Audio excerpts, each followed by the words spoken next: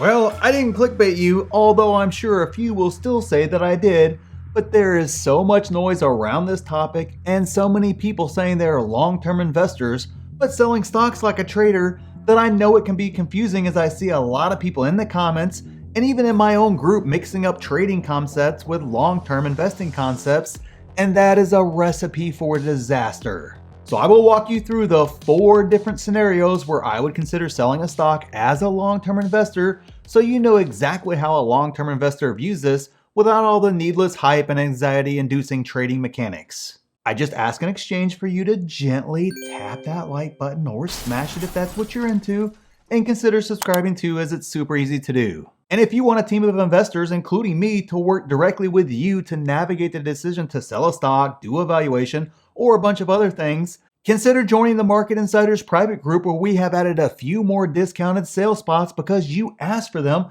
and it's the holiday season, so we wanted to give them to you. You get access to 4 free courses that teach you how to plan, do a valuation, build up your cash, and a ton more for about 97% off the price if you had to buy them separately.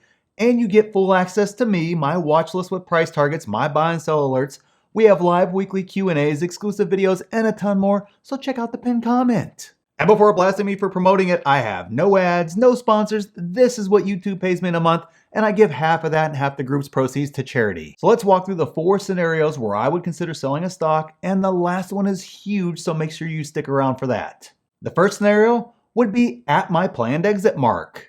I don't just plan out my buys and my price targets, I also plan my exits as well. Now, there are stocks like Tesla or Apple that I probably would never sell, and then there are other stocks like NIO that I hold, and I love those stocks, but I do have scenarios where I would sell them. Click this video right up here for when I would take profits or cut my losses with NIO, but let's use DraftKings as an example right here. If DraftKings shoots back up to its all-time high again of around $75, let's say by next summer, then I would probably sell, and this is why. I care about the valuation, and unless there is just a ridiculous, unforeseen tidal wave of revenue growth, I know it got caught up in a hype rally of some sort, and I need to sell as it's way overvalued. And because it's a lower conviction play for me, I would be okay if I didn't get a chance to own it again, unlike a Tesla or Apple or others where I'm not even going to bother trying to time the market, as I want to own those companies forever and they are core positions in my portfolio. And the second scenario where I would consider selling is if I simply made a mistake. I mean, look guys, mistakes happen, but I'm not simply talking about you bought a stock and then the price of the stock went down. Now, price alone does not indicate a mistake, and we will touch on that more in just a second, as that is more of a trading concept. I am talking about a mistake like not knowing what you're buying in the first place, or maybe even using the wrong numbers to create a valuation, which I actually have done before. Basically, I was thinking I got a steal because I added a 0 in my analysis. And you talk about feeling a little bit dumb afterwards, that definitely is how I felt. Heck, just last year I bought Sarepta, and I know I'm pronouncing that wrong guys, just go with it here. But I bought after a massive dip, but had no idea about the business itself. It was outside my circle of competency. I know I do not understand those types of businesses, but thought it was such a steal that I could get away with it. Wrong, wrong, wrong. I was completely wrong. And yes, I still own it because I'm just break even right now, and honestly, I cannot tell you what its long-term prospects are. I would just basically be regurgitating something I read somewhere because I cannot accurately project how their numbers will look in the future, so basically I'm in limbo land for now. But if I was way down on that stock, I would have undoubtedly done the next scenario. And the third scenario would be consider selling for a tax loss harvest. I'm hearing this term getting thrown around a lot right now, and honestly, I'm not sure people who are doing it even know how to calculate how much taxes they are actually saving, but many are doing it, and it can be a tool used to lower your taxes. I use this tool when a stock I own is down, and I have no desire to own this stock again.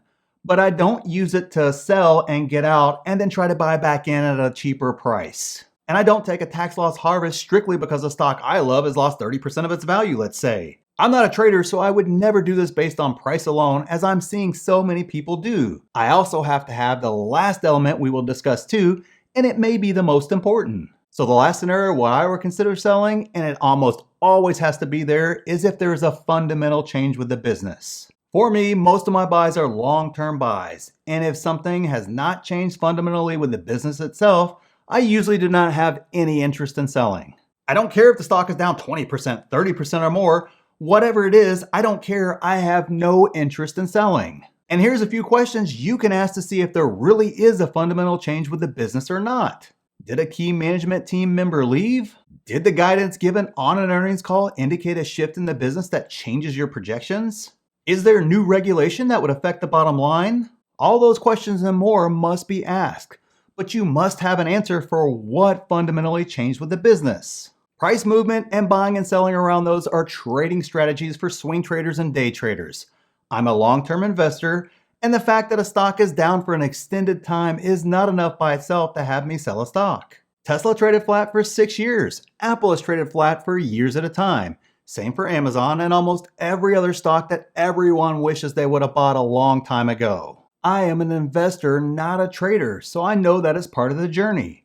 A big year one year could mean a down year the next, and that is perfectly normal and not a reason to sell in my opinion, and as a matter of fact, that is usually the best time to add more shares. And further good news is, a stock that has been beaten down for so long, the rubber band is getting tighter, so when it runs, it's going to run big. Bottom line, I understand completely why someone would want to sell.